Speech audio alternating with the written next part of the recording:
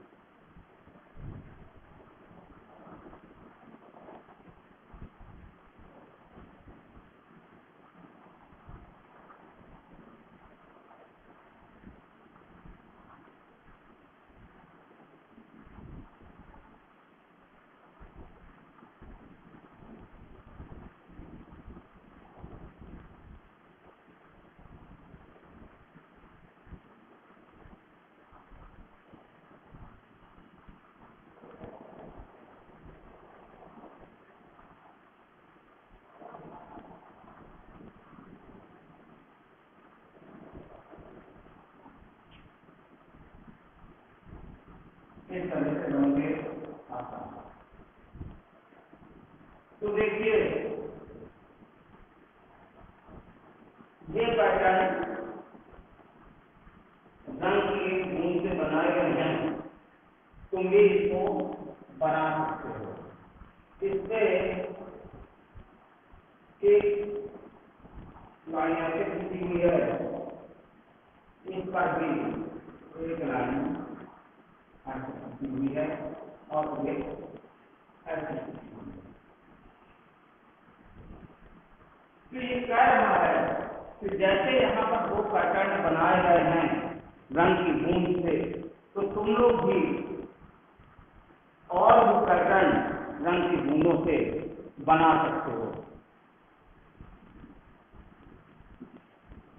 देखिए, रंग के पैटर्न बनाने के लिए आपको क्या करना है, कागज का एक टुकड़ा लो, उसे आधा मोड़ लो, मोड़ को खोलो और रंग की और बीच की रेखा पर रंग की एक बूंद डालो। इसे 2 बार मोड़ो और कागज को दबाओ ताकि रंग फैल जाए। इसे खोलो और देखो, एक सुंदर सा पैटर्न तुम्हें दिखाई देगा। तो पहले हमें एक कागज लेना है, उसको ऐसे और उसको बीच से ऐसे फोल्ड कर देना है। जो ये मोड़ की रेखा आएगी इस पर में रंग की बूंद डालना है और पुनः इसे मोड़ कर ऐसे दबा देना है और एक बार ऐसे मोड़ के दबा देना है और फिर उसे खोलना है। तो उस पर हमें चित्र प्राप्त होता है।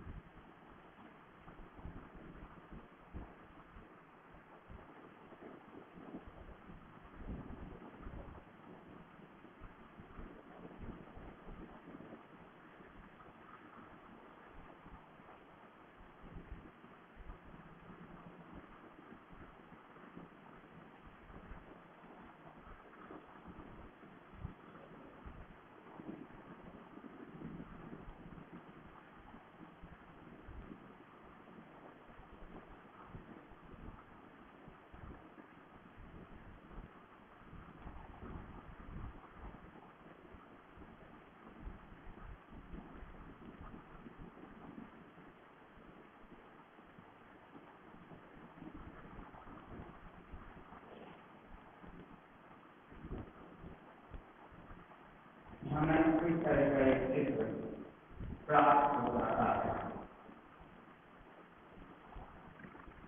अगर हम देखें, एक हम इसे ऐसे फोल्ड करें और ऐसे फोल्ड करें, तो देखिए जब इस फोल्ड से हम इसको मोड़ते हैं पैटर्न आगे, जब हम रेखा के इसे मोड़ते हैं तो एक तरफ का चित्र दूसरी तरफ के चित्र को पूरी तरह से ढक लेता है। इसमें भी यदि हम इसको ऐसे मोड़ते हैं या ऐसे मोड़ते हैं तो दोनों तरफ से मोड़ने पर एक तरफ का चित्र माने बाएं तरफ का चित्र दाहिनी तरफ को पूरी तरह से ढक लेता है। फिर इसमें जब हम इसे ऊर्ध्वाधर में मोड़ते हैं तब तो हमारा चित्र एक दूसरे को पूरी तरह ढक लेता है, किंतु जब हम क्षैतिज मोड़ते हैं तो उस समय यह एक दूसरे को पूरा नहीं करता है। तो वह रेखा जिसके सापेक्ष दोनों तरफ के चित्र एक दूसरे को पूरी तरह ढक लेते हैं, तो उस रेखा को हम सममित अक्ष कहते हैं या सममित रेखा कहते हैं। तो देखिए, पहले सममित रेखा है, सममित अक्ष क्या है?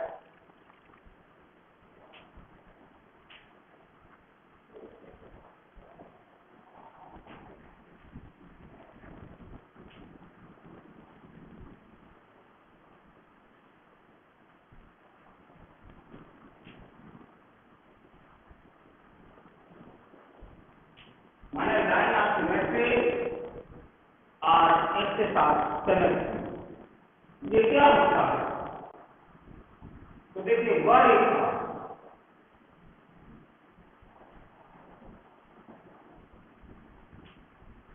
जिसके सापेक्ष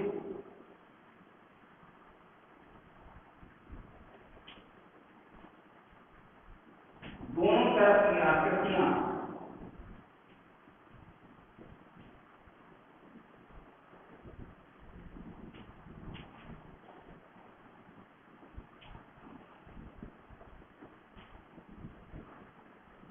एक जैसी हो,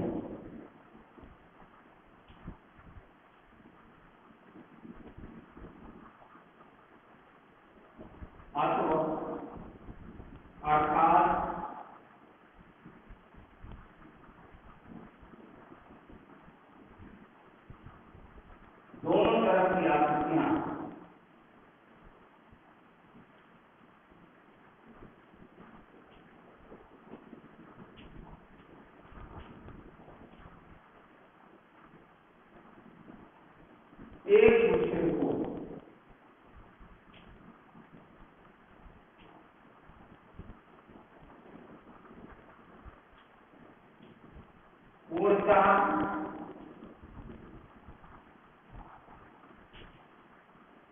घट देती हैं।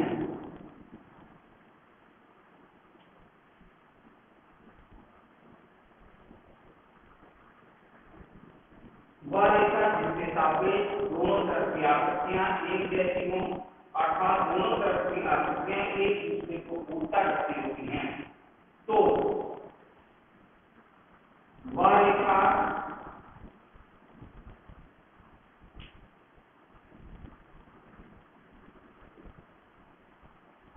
उनके सामने रेखा या सामने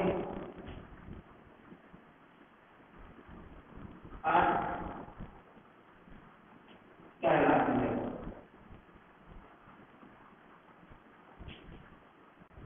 कहने का तात्पर्य है कि जिस रेखा के सापेक्ष दोनों तरफ की आकृतियां एक जैसी होती हैं, जिस रेखा के सापेक्ष दोनों तरफ की आकृतियां एक जैसी होती हैं, तब हम उस रेखा को सममित अक्ष या सममित रेखा कहते हैं। जैसे पैटर्न आ में इस रेखा के सापेक्ष दोनों तरफ की आकृतियां एक जैसी हैं, दोनों तरफ की आकृतियां एक जैसे हैं। अगर इसे हम एक फोल्ड करें तो बाईं तरफ की आकृति हमारे दाहिने तरफ की आकृति को पूरी तरह से ढक लेती है। तो जो सममित की विशेषता होती है कि दोनों तरफ की आकृतियां एक जैसी होती हैं और एक चित्र में एक या अधिक सममित अक्ष हो सकते हैं।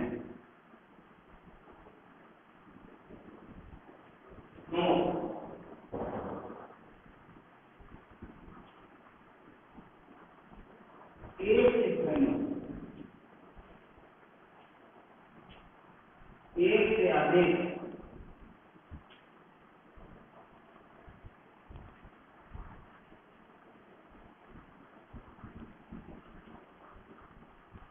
सममित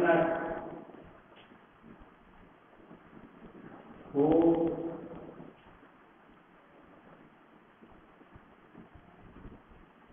सकते हैं।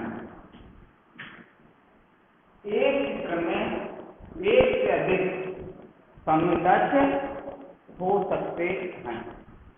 जैसे पैटर्न आप देखिए, इसके दो सममित अक्ष हैं, एक ऊर्ध्वाधर और एक क्षैतिज। एक चित्र हम देखते हैं कि जैसे मान लीजिए हमारा एक सर्किल है, तो इस सर्किल के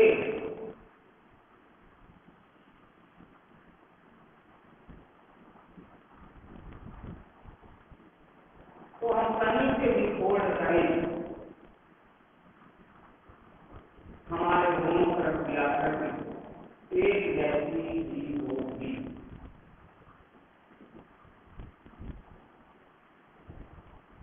कहने का मतलब हमारे ये होता है कि वृत्त में अनंत सममित अक्ष होते हैं, माने इसके सममित अक्ष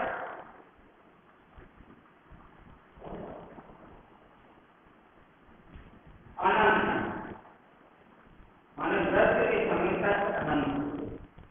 इसमें एक सममित अक्ष है, इसमें दो सममित अक्ष है। ये हमारी आकृति जो है असममित है।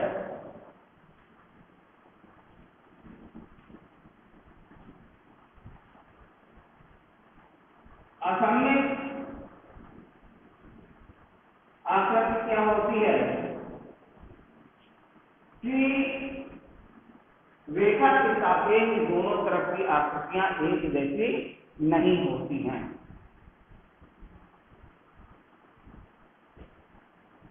ये आकृतियां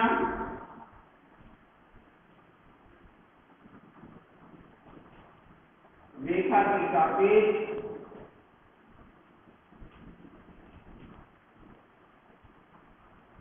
दोनों तरफ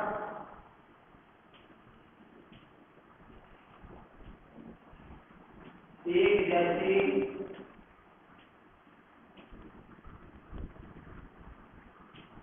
नहीं होती हैं।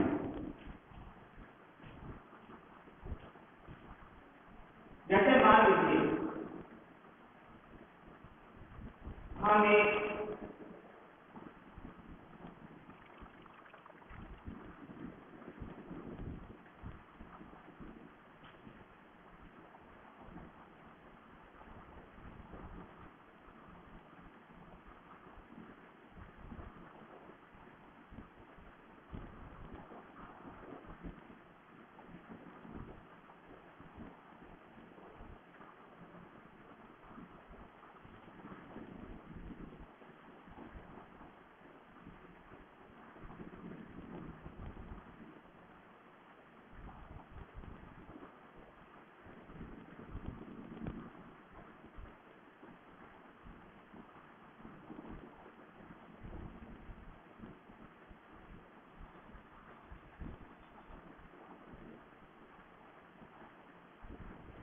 ये लड़की है,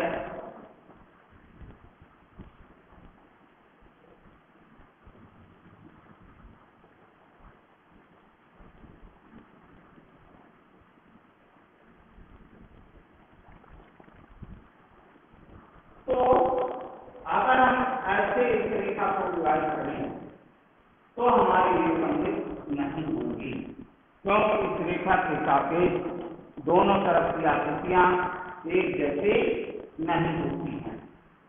तो ये हमारी असममित आकृति है और ये हमारी पैटर्न आ वाली बा वाली ये सममित आकृतियां हैं।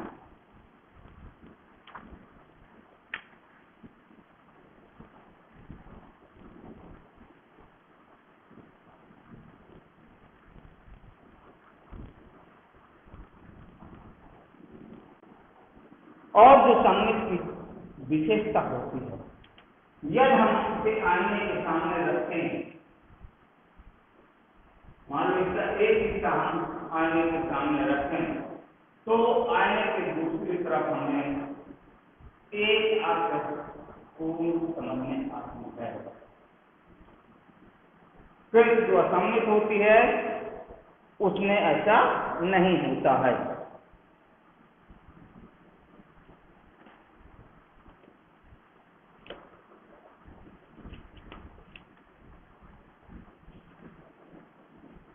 देखिए यहाँ पे कह रहा है बिंदु रेखा इस आकृति को दो आधे भागों में बांट रही है, लेकिन जब इसे उस रेखा के साथ जोड़ा जाएगा तो बायां भाग दायां भाग, बायां आधा भाग दाएं आधे भाग को पूरी तरह से नहीं ढक पाएगा। इसलिए दोनों आधे भाग ऐसे नहीं हैं कि वे आईने के आगे रखने पर पूरा चित्र बना सकें। जैसे ये है, अगर हम ऐसे इसको डिवाइड करें तो जो इसका ये आधा भाग है और ये आधा भाग है, तो जब इस भाग को हम आईने के सामने रखते हैं तो वो हमारा पूरा चित्र नहीं बन पाता है। किंतु आप ध्यान दें, एक आकृति हम और देख लेते हैं। जैसे हमारी ये आकृति है,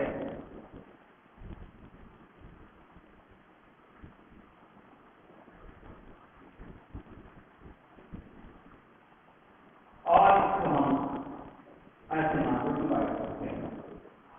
तो जब इस आकृति को बिंदु रेखा को मोड़ो तो दायां आधा भाग बाएं आधे भाग को पूरी तरह ढक लेगा। इसलिए ये दोनों आधे भाग आईने के आगे रखने पर पूरा चित्र बनाते हैं।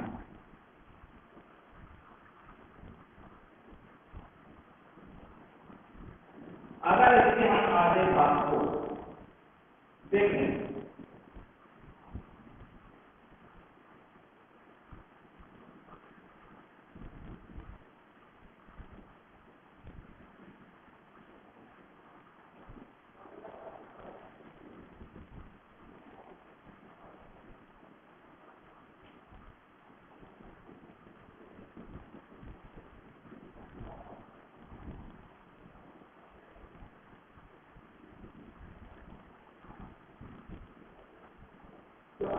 करके हम आधे भाग को आईने के सामने रखते हैं तो हमारा ये पूरा भाग इस तरह का चित्र आईने के सामने दिखाई देता है। इसी तरह से और भी आकृतियां हैं।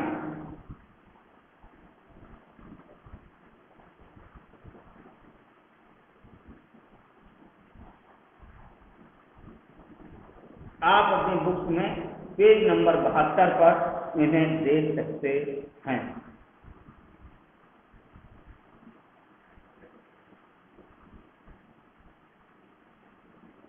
अब हम पेज नंबर 73 पर चलते हैं। बिंदु रेखा से दो भागों में बांटी गई आकृतियों में से कौन सी आकृति आईने के आगे रखने पर पूरा चित्र बनाएगी? यहाँ पर 15 आकृतियां दी गई हैं और वो कह रहा है कि उन्हें आईने के सामने रखा जाएगा तो क्या वे पूरा चित्र बनाएंगी। तो आप ध्यान दें कि पहले चित्र को आप देखें तो पहला चित्र जो है उसे जब आईने के सामने रखा जाएगा तो वह एक पूरा चित्र बनाएंगी। दूसरे में जब हम उसको फोल्ड करेंगे तो वह एक पूरा चित्र नहीं बनाएगी। क्यों? क्योंकि जो ये चित्र है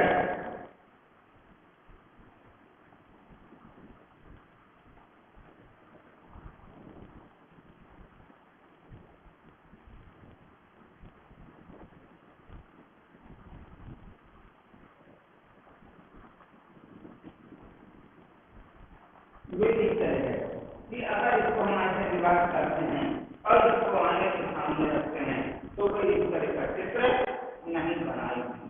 क्योंकि ये हिस्सा हमारा इस साइड आएगा न उस साइड आएगा।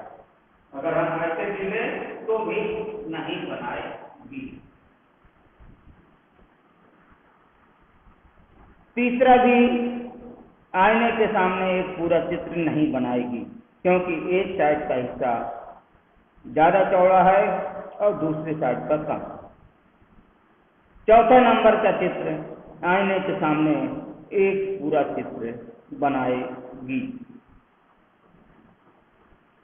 पांचवें नंबर का चित्र भी आईने के सामने एक पूरा चित्र बनाएगी। छठवें नंबर का चित्र जो तितली है उसमें भी आधा करने पर आईने के सामने एक पूरा चित्र बनाएगी। अगर हम चौथे वाले चित्र में कलर्ड पे ध्यान न दें तब तो वे पूरा चित्र बनाएगी। अगर हम कलर्ड को ध्यान में रखते हैं तो वह हमारा एक पूरा चित्र नहीं बनाएगी। सातवें नंबर का चित्र भी एक पूरा चित्र बनाएगी।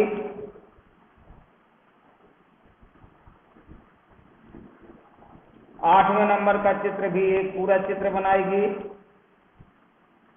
कि 9वें नंबर का चित्र 6 से डिवाइड किया गया है तो इसमें तितली का मुंह एक ओर है दूसरी ओर नहीं है तो इसलिए यह पूरा एक चित्र नहीं बनाएगी। जैसे इसका डिवाइडेशन है तो उस तरह से यह पूरा चित्र नहीं बनाएगी। 10वें नंबर भी एक पूरा चित्र नहीं बनाएगी क्योंकि जो कलर्ड है तो जब इसको हम मोड़ेंगे तो हरा रंग गुलाबी के ऊपर आएगा, गुलाबी रंग हरा के ऊपर आएगा।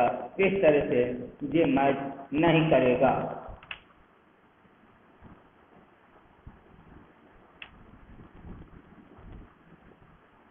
11वें नंबर का चित्र भी एक पूरा चित्र नहीं बनाएगी। 12वें नंबर का चित्र भी एक पूरा चित्र नहीं बनाएगी। 13वें नंबर का चित्र एक पूरी आकृति बनाएगी रेखा के सापेक्ष। 14वें नंबर की नहीं बनाएगी, क्योंकि इसमें मछली की पूंछ से डिवाइड है, एक साइड पूंछ हो जाएगी, एक साइड मुख हो जाएगा। और 15वें नंबर का चित्र एक पूरा चित्र बनाएगी। कहने का मतलब जिसमें एक पूरा चित्र बनाता है आईने के सामने, वे हमारी सममित आकृतियां हैं, और जिनमें एक पूरा चित्र नहीं बनाता है वे हमारी असममित आकृतियां हैं। तो इस तरह से आपने देखा कि सममित आकृतियां जो एक पूरा चित्र बनाती हैं, वो पहला है, पांचवा है, छठवां है, सातवां है, आठवां है,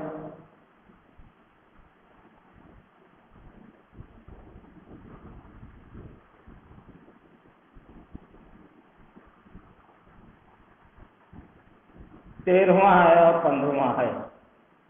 इनको छोड़ के बाकी हमारे असममित हैं, जो आईने के सामने एक पूरा चित्र नहीं बनाते हैं। अब आईने का खेल देखते हैं। यहाँ एक कुत्ते का चित्र बना हुआ है। नंबर 1, तुम यदि एक आईने को बिंदु वाली रेखा पर रखो तो एक चित्र का कुछ हिस्सा तो आईने के नीचे छिप जाता है, और बचा हुआ चित्र आईने में का जैसा दिखाई देता है।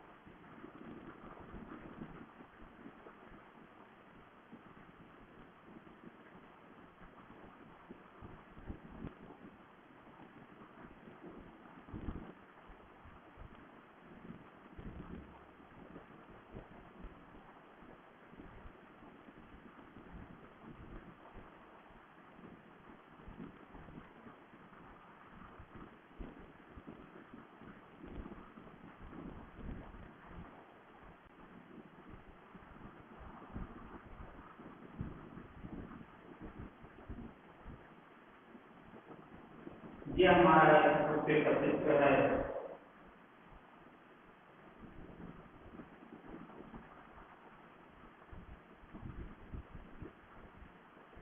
और यहाँ से मैं ऐसे रेखा के माध्यम से इसको बांटा। तो देखिए, जो ये हमारा चित्र है, अगर हम इसे दर्पण के सामने रखते हैं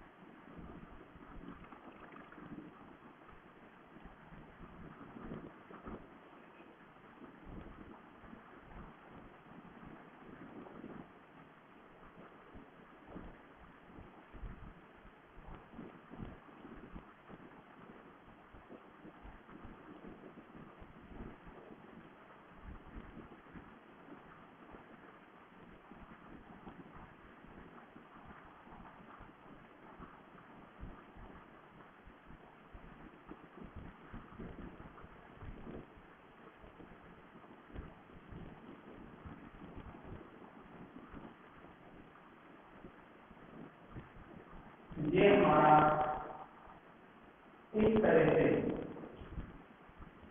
इसका आधा भाग जब हम दर्पण के सामने रखते हैं तो ये हमें इस तरह से दिखाई देता है। और यहाँ पर हमारा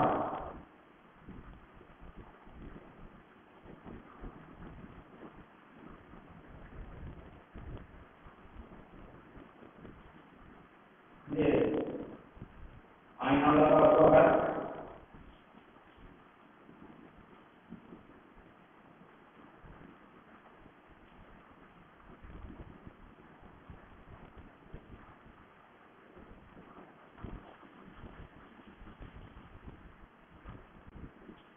आईना का मतलब शीशा।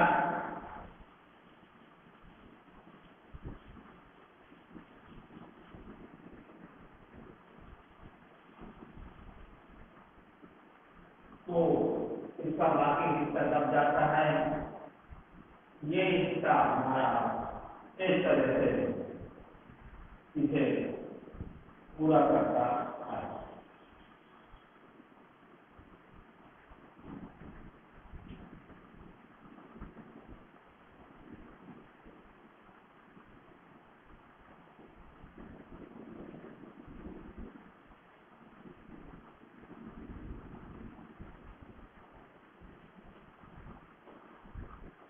इस तरह से ये रहने के सामने हमारा चित्र दिखाई देता है।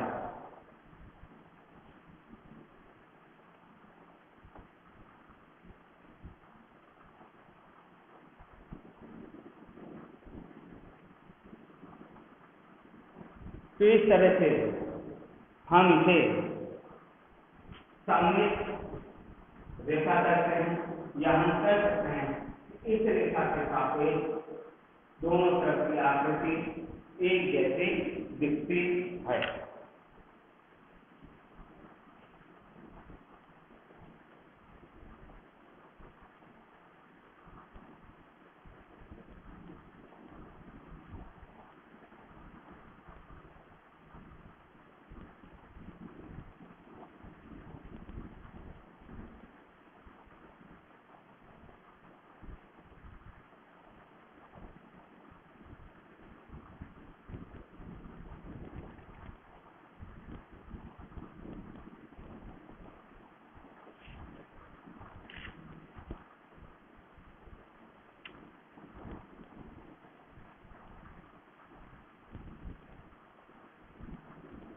अब हम एक कहानी के माध्यम से समझते हैं। आधा घुमाओ। एक राजा था।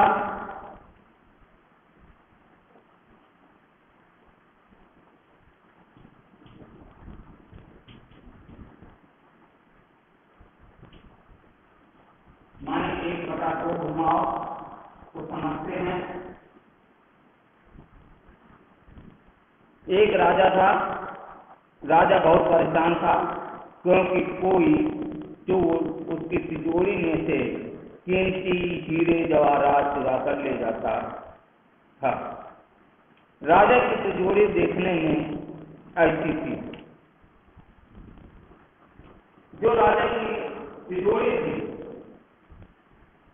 वे हमें इस तरह से दिखाई देती थी।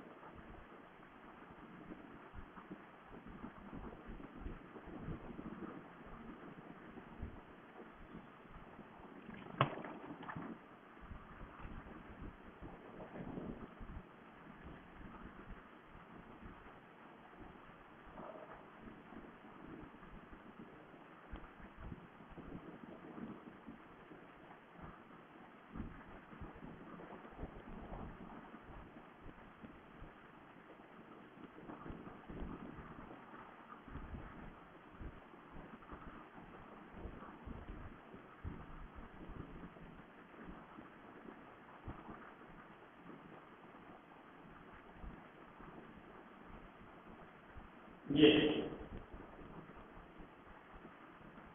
तिजोरी का जब हम आधा हैंडल माने इसको हम आधा घुमा देते थे तो तिजोरी खुल जाती थी और फिर से आधा घुमाने पर तिजोरी बंद हो जाती। राजा बहुत बार तिजोरी को बंद समझकर खुला छोड़ देता था। क्या तुम अंदाजा लगा सकते हो ऐसा क्यों होता? तो देखिए, जब राजा तिजोरी खोलता था तब भी उसे उसी तरह दिखाई देता था और जब तिजोरी बंद करता था तब भी उसे उसी तरह नजर आती थी। तो कहने का मतलब आधा घुमाने पर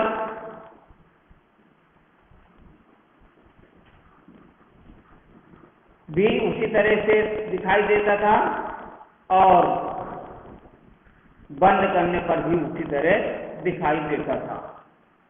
तो इस तरह से अधिकांश समय राजा तिजोरी को खुला छोड़ देता था और वो समझता था कि तिजोरी बंद हो गई। एक दिन राजा की होशियार बेटी ने उसे एक तरकीब सुझाई जो उसे बहुत पसंद आई। अब राजा कभी भी तिजोरी खुली नहीं छोड़ता। क्या तुम अंदाजा लगा सकते हो कि वह तरकीब क्या थी? राजा की लड़की ने राजा को तिजोरी के हैंडल में एक पीले हत्थे पर निशान लगाने को कहा। राजा के पास अलग अलग हैंडलों वाली कई तिजोरियां थी। जांच करो कि किस हैंडल को आधा घुमाने पर राजा उसी तरह की गलती कर सकता है। तो देखिए, तो जो राजा की लड़की थी इस भूल को सुधारने के लिए उसने इस पर एक निशान लगा दिया। तो जब राजा इसको खोलता था तो निशान नीचे आ जाता था, जब राजा इसको बंद करता था तो पुनः निशान ऊपर आ जाता था। इससे राजा को कभी भी धोखा नहीं होता था और चोरी का खतरा भी टल जाता था। तो जो उसके पास तिजोरियां थी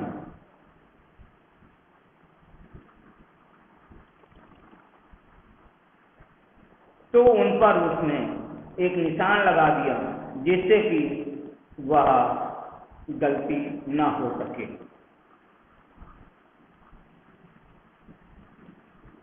आज हम यहीं तक पढ़ेंगे, शेष हम अगले दिन पढ़ेंगे। धन्यवाद। आप इससे समझ गए होंगे कि सममित असममित क्या है और एक जैसी आकृतियां कैसे दिखती हैं। धन्यवाद।